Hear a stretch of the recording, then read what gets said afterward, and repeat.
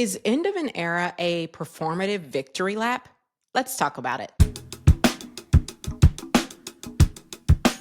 By the way, I'm KJ Miller. I am a founder, lecturer, and content creator. I love talking about all things pop culture and business related. If you like any of that, be sure to subscribe. Now let's get into it. Now, because I have a job, and in fact, multiple jobs, I am a little bit late in getting you my review of the first 2 episodes of End of an Era, but better late than never. This is something I felt I had to talk about because, spoiler alert, I loved it. And I was very surprised when I took to social media and heard that there were a number of people who had an issue with this documentary and were calling it performative and calling it inessential and calling it unappealing, or basically saying it just didn't do anything for them. Meanwhile, I spent the full 2 hours or however long it was weeping, like crying for most of it. I actually made a TikTok about it. If I remember, I'll include a link about the fact that I spent pretty much the entire 2 episodes just crying. That's how emotional I was. And so it was a bit surprising to me to learn that a lot of other folks felt like this documentary was completely unnecessary, inessential, silly, or, to use the Hollywood Reporter's words, a victory lap, which they did not say negatively. And so I'm just going to react to some of that, and I am going to give you my thoughts to some of those critiques, most notably from the Hollywood Reporter, their review titled "The End of an Era Review, Taylor Swift Takes a Well-Earned Victory Lap in Disney Plus's Pleasantly Sweet Docu-Series." I'm going to be reacting to that. And then I'm also going to be reacting to a few videos from a creator named Tana. I was not familiar with her. However, I came across her videos as I was just watching various things on social media. And she actually does a deep dive into the different types of documentaries and talks about why this one from Taylor Swift falls flat. And so I want to react to both of those things and also just give you my general take and general takeaways. Having watched the first 2 episodes, will I come back and give you more thoughts after we see the next 4 episodes? Maybe, maybe not. Continue tuning in to see. But let's start with this Hollywood Reporter review. Okay, so I'm reading directly from the article. They say, "The End of an Era is hardly a juicy tell-all. For a more revealing examination of the musician's inner life, you're better off going back to Laura Wilson's documentary, Miss Americana, released in 2020 when Swift was just an A-list pop star and not the world-swallowing phenomenon she is today. The first 2 hour-long episodes released today, 4 more will be released over the next 2 weeks, are a pleasant meander through the experience of assembling and performing the Eras Tour, focused mostly, but not exclusively, on Swift." Now, very interesting to me that they note here the difference between this documentary and Miss Americana, because I will say this, I've shared this before, I think on TikTok, but probably not on YouTube. When Miss Americana came out, I was not a fan of Taylor Swift's, and I would go so far as to say I was a hater of Taylor Swift. Like I was a Taylor hater. And I've shared this before. Now, I wasn't one of these haters. I wasn't one of these haters like the haters of today that, are calling her a white supremacist, Nazi, and everything but a child of God. I wasn't doing all that. First of all, I have jobs, okay? I don't have time for that. Second of all, I didn't actually hate Taylor Swift, but I will say I did hate on her her performance, her celebrity. I was definitely one of these people who, as a lifelong Beyonce fan, felt like she didn't deserve to be mentioned in the same sentence with Beyonce, and it was happening too often, and I didn't like that. So I was definitely the person who would be like, if you brought up Taylor in the same sentence as Beyonce, I'd be like, no. What are we doing? Mea culpa. I was unaware of her game. And I will say, Miss Americana, I made the decision to watch it somewhat randomly. I was just like, well, it's here, it's Netflix, it's on. Let's just see what it's about. Made the decision to watch it. And that is what turned me away from being a Taylor Swift hater. It did not turn me into a fan. I didn't immediately start going to all her music and listening to it. It did, though, make me listen to that song, Only the Young, which a lot of Taylor Swift fans apparently don't like. I immediately liked it. I was in my car bopping to it. Only the young. I liked it. That's not the point. The point is, it did turn off my hater vibe. I was like, you know what? Respect. Because I learned a lot about her in that documentary. I learned about her, speaking up. on behalf of policies and politics that she believed in. I learned about her eating disorder, which I had not known about, her struggles with that. I saw what it looked like for her to feel so down about, Reputation not winning any awards, and how she kind of took that and said, well, let me get back in the studio and let me just keep working at it. I saw that work ethic and all of that. And also seeing her craft songs, because we get to see her actually as she was writing songs. All of that got me to a place where I said, you know what? Respect. I might not be a fan, but I respect her. And so I'm glad they mentioned that documentary, because I do understand what it is they're saying about the fact that for even non-Swifties, that documentary gave us something, told us something about Taylor that could sort of bring you a little bit into the fold. And I think they are contrasting that with this documentary, because what they say about this documentary is that it's great if you're already a Swiftie.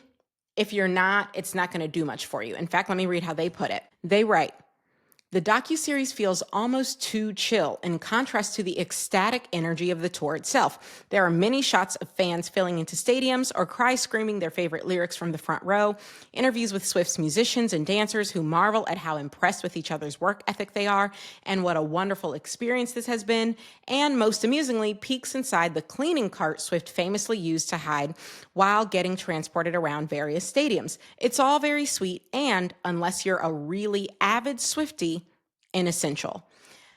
I find the word inessential here to be interesting. I understand what the Hollywood Reporter is saying, and I don't think this is a negative review by any means. I think what the writer, and actually let me just name check the writer of this article. This is Angie Han. I think what Angie is saying here is that in comparison to Miss Americana, which was attempting to give us more of a view into the artist, into the person that is Taylor Swift, that's not what we're getting here. That's not what this docuseries is setting out to deliver. It is setting out to give us a bit of a behind-the-scenes glimpse of the biggest tour of all time.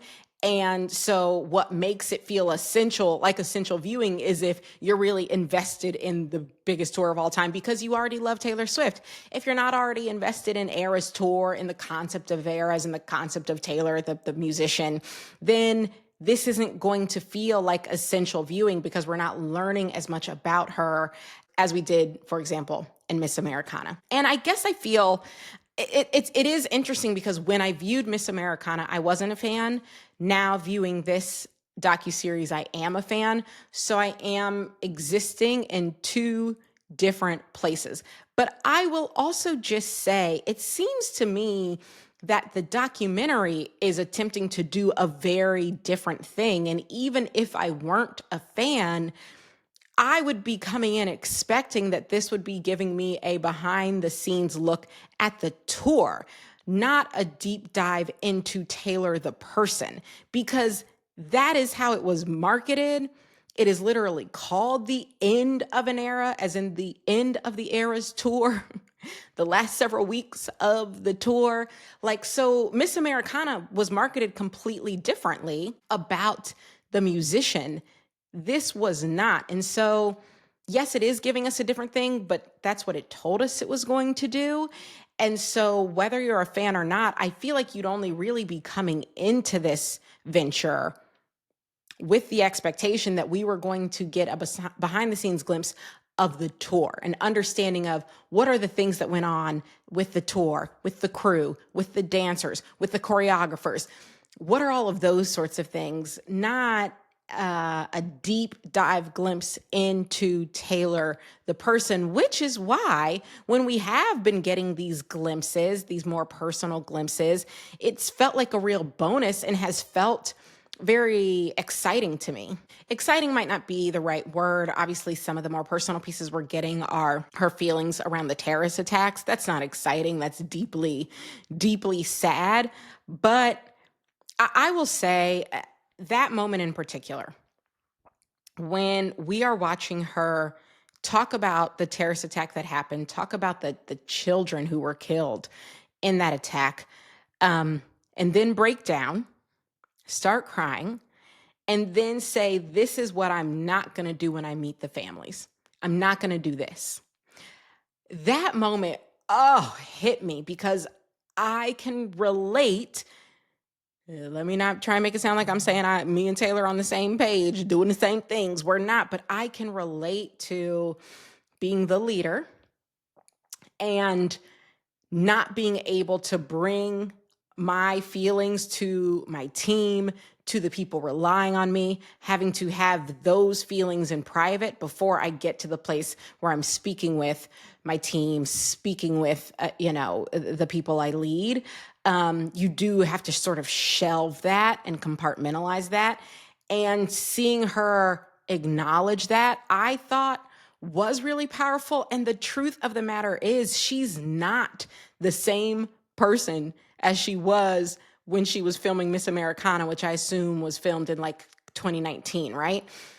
She's not the same person. She's not the same artist. She hasn't had the same experiences. Like, so much about her life has changed in this moment. And one of the biggest things that has changed is the empire that she has continued to build.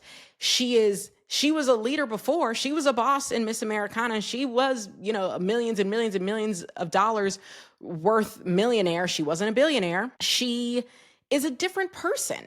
And I think as a result, we are seeing a different side of her, probably a bit more guarded of a side of her. And babe, that's the life of a showgirl.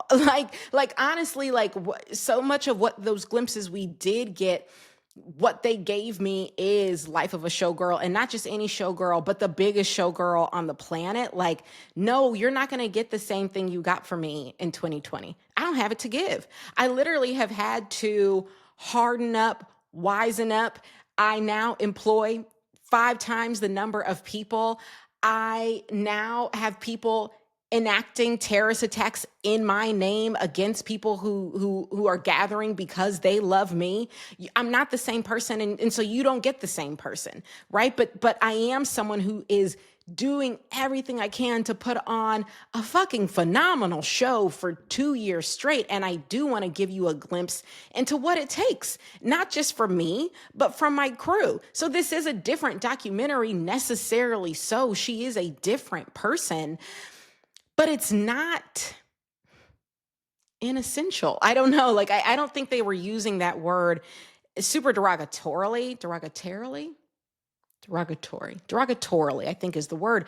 I don't think they were trying to be derogatory, but it still lands a little bit that way, because it's almost as if what you're saying is, now that she is more of a boss, and now that she is necessarily more guarded, the fact that she is giving less in terms of being super personal, it's not as interesting. And I disagree. I found both episodes to be very interesting, because it's interesting to me to see someone at the top of their game put together the performance, the art, the product that they're serving up.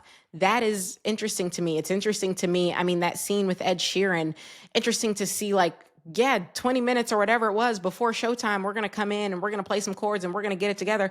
And then that's going to be the whole thing. And then we're going to go perform it for 80,000 people, because that's just like how good we both are. We could just sit up on this couch and blop, blop, blop some notes out and be like, you got it, I got it. Okay, good, let's go. That is interesting to me, to and cool and fun to be able to witness that. I guess I understand how it lands for others as like puff piece, but witnessing greatness, witnessing the behind the scenes of greatness is always going to be interesting to me. I don't know. It doesn't feel inessential. It feels like, wow, how cool that we get to go behind the curtain a little bit and see how this massive thing came together. Now, the second thing I want to talk about, and I know I said I was going to pivot to speaking about this TikTok. I will. That'll be my third thing. Surprise, second thing I want to talk about is this idea that Taylor is putting out this documentary in an attempt to humanize herself and in an attempt to make her seem more relatable. Like, that's why she wants us to see her giving out these bonuses. That's why she wants us to see her crying and having an emotional reaction to the terrorist attack. That's the goal, is to humanize her. I just don't feel that way. Again, this is a docu-series about the biggest tour of all time. I think if Taylor's goal was to make herself seem more relatable, she would give us a docu-series about her sitting up at home making all that bread, okay? I don't make bread, but I know a lot of people enjoy that, and that would probably make her seem very, very relatable. Just a docu-series of her kicking it with her cats, making her bread. I'm sure would go much farther in making her seem relatable than a video of her handing out $200 million in bonuses. Who can relate to that? Hello, I just sent my Christmas gifts to my employees on the off chance that they're all going to watch this before they get their gift in the mail. I won't spoil what it is, but spoiler alert, it's not $200 million. Who can relate to that? Who can relate to even having a terrorist attack planned at one of their events? Like, this isn't the docu-series that was ever going to make her seem more relatable.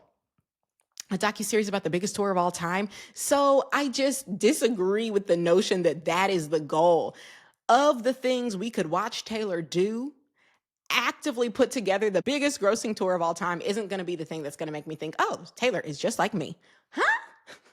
Not only is it not going to make her seem more relatable, this idea of humanizing her, I think, is only a necessity for the people who view her as not human. And that's not me, and I do understand that is a part of the internet, but I feel like that part of the internet was never going to be convinced anyway. And I don't think she thinks that they're going to be convinced anyway. Like, I don't think she thinks the people who think of Taylor as less than human, as, a terrible white supremacist Nazi who voted for Trump, even though she's made it very clear she hasn't, and who doesn't care about anybody other than herself, and so on and so forth.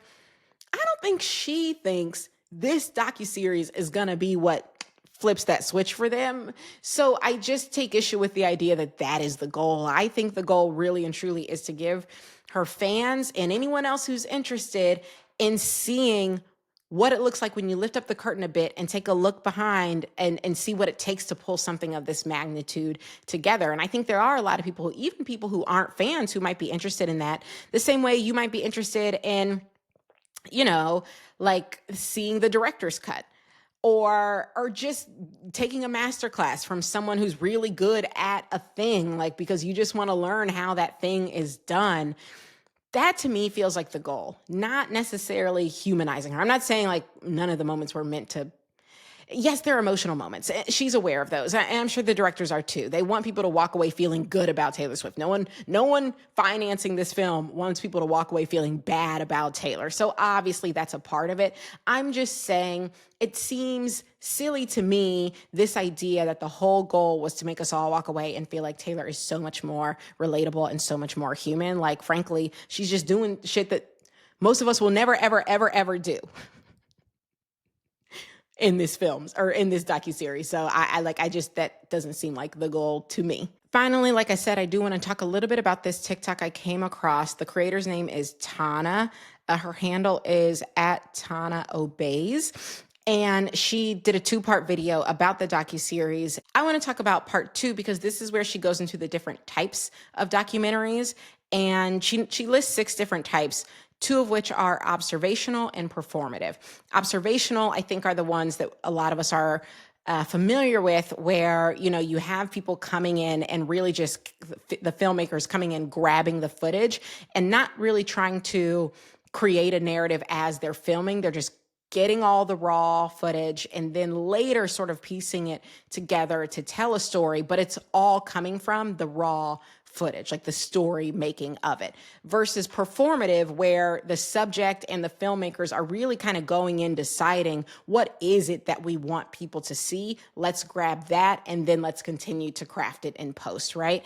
And her point is Taylor is giving us a performative documentary, not an observational documentary. We aren't actually seeing all of the things that it takes to put on a show of this magnitude. We aren't actually seeing all of the tears, all of the grit, all of the anger, all of the missteps, all of the mistakes, all of the things that could go wrong. The people who maybe have come into the tour but then left the tour, maybe there was confrontation we're not seeing, so on and so forth. We're not getting the raw footage. We are getting Taylor's idea and the director's idea of exactly what it is they want to serve up to us, including the footage about the terrorist attacks, including the collaborators and, them having fun learning new choreo on stage, with her and Florence, including the moment of handing out the bonuses. All of this is highly curated and therefore performative. It is a performative docu-series. So what do I think about that? I think that this creator, Tana, is probably not wrong insofar as I do think, and again, we've only seen 2 episodes, so this could all be moot and null and void with the next 4 episodes. Maybe things take a wild turn, okay, in these next few episodes. We'll see. But we can only react to what we've got so far. I think that it is a performative docu-series in the sense that Taylor and the directors made choices about what they wanted to include and not include. And I do feel like there was a goal going into this. I get the sense from Taylor, there was a goal going into this of, I want people to see and feel and understand what goes into making this happen, because it is such a once in a lifetime thing for me. And it has become such a big thing. And I want to give people a little bit more of this great big thing that took over my life for several years and that, has kind of taken over the world and taken over headlines and everything else. I think she wanted to give people a snapshot of that. And yes, a curated snapshot of that. I guess where I differ from this creator is I don't see any problem with that.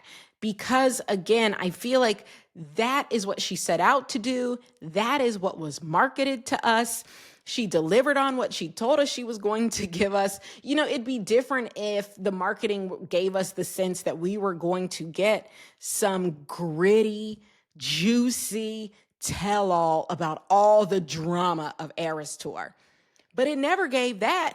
Never, ever, ever in any of the marketing did it give that. It very much gave, come see how we did it, how we brought it all together in the final shows. It was always sparkly and Disney, the Disney castle with the star and the fireworks. It was always giving that.